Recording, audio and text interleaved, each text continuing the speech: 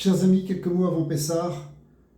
Pessah qui représente la fête de la liberté, une liberté qui est mentionnée un peu partout dans la Torah, en particulier déjà au début des 10 commandements, puisque Dieu se présente comme le Dieu libérateur, celui qui nous a fait sortir d'Égypte, de la maison d'esclavage. Eh bien, le principe de liberté, il est fondamental en fait dans le judaïsme. C'est même, on pourrait dire d'une certaine manière, ce qui nous définit en tant que peuple juif, en tant que peuple d'Israël. La Gemara dit que qui c'est qui s'appelait le juif, Yehudi, c'est celui qui refuse l'idolâtrie. Or, l'idolâtrie est une forme d'asservissement mental et spirituel dans lequel l'homme perd sa liberté. Or, l'Éternel, notre Dieu, lui étant infini, n'étant limité par rien, eh bien, il se manifeste, et en particulier au peuple d'Israël, pour ensuite se manifester dans toute l'humanité, comme étant celui qui veut nous libérer de nos entraves intérieures et extérieures. Si bien que nous sommes fondamentalement libres, c'est ce que l'on va mentionner le soir de Pessah, mais c'est ce qu'on dit aussi plusieurs fois par jour dans les différentes prières, comme le Birkat Hamazon, ou dans les prières du matin ou du soir. Eh bien, il y a ici quelque chose qui est totalement d'actualité, parce que si dans toutes les générations, le Ham Israël s'est affirmé comme étant libre malgré la contrainte de l'exil, malgré les difficultés amenées par ceux qui essaient de nous asservir, la seule solution à ce moment-là pour montrer qu'on était libre, c'était par un choix spirituel dans lequel on refusait de se plier, un peu comme Mordechai à Yehudi, Mordechai le juif qui a refusé à son époque de se plier devant Haman. Eh bien, le peuple juif a gardé sa liberté tant qu'il était capable d'affirmer son identité et affirmer sa spiritualité. Aujourd'hui aussi, même si nous ne sommes plus exactement dans une période d'exil, puisque le peuple d'Israël est retourné sur sa terre en grande partie, parce qu'on est dans un mouvement de retour et de libération du peuple juif. Ça n'a plus rien à voir avec l'état du peuple juif tel qu'il était il y a 100 ans, même si l'antisémitisme demeure une constante.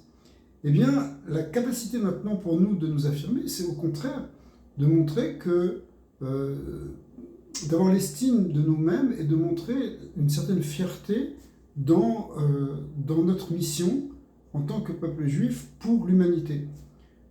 La guerre qui a lieu actuellement au Moyen-Orient, c'est pas une guerre qui a été spécifiquement voulue par Israël, puisqu'en fait c'est des ennemis qui se sont amassés depuis des dizaines d'années pour essayer de nous détruire, que ce soit en Iran, que ce soit à Gaza, que ce soit au Liban. Ils ont une idée folle, mais une idée constante de nous anéantir. Et la manière pour nous d'affirmer notre liberté, c'est au contraire, c'est de prendre l'avant et d'éliminer celui qui veut nous détruire. C'est une halakha dans la Torah, une loi, que celui qui vient pour te tuer, bien lève-toi et précède-le avant qu'il ne te fasse du mal. Ce qui est en train de se faire aujourd'hui en Iran, si on avait fait ça, si on avait eu le pouvoir de le faire, avant que la Seconde Guerre mondiale n'éclate, et qu'on avait pu neutraliser le régime nazi avant qu'il fasse ce qu'il faisait, eh bien, il n'y aurait sûrement pas eu la Shoah telle que, en tout cas, on ne l'a pas connue, telle qu'on l'a connue. Dieu préserve.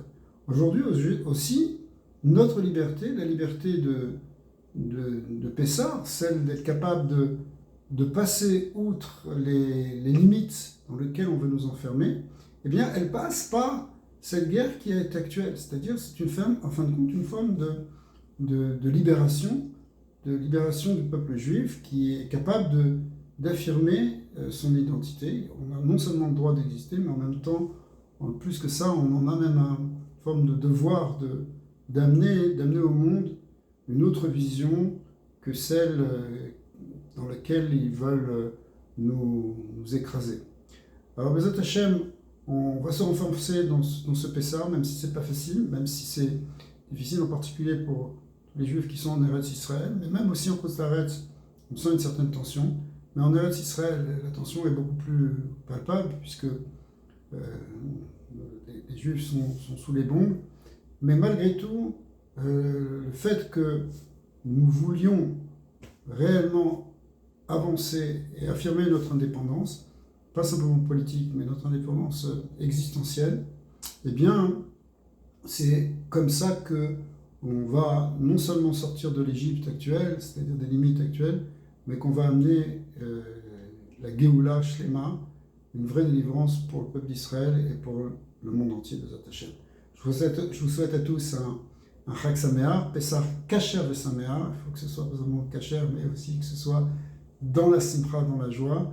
Et Bezat Hashem, on doit déjà se réjouir d'être ce que l'on est, de faire partie du peuple d'Israël et d'amener au monde ce pourquoi on a été missionné, c'est-à-dire un message de vie et de paix, même si pour cela il faut parfois affirmer et s'affirmer par la bataille.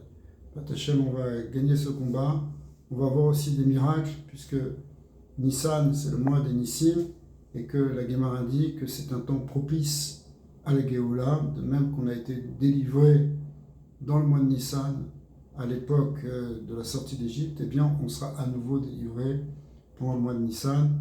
C'est du moins un avis dans la Guémara. On espère que ça va s'accomplir cette année. Pessah Kasher et Sameach, Bezat Hashem.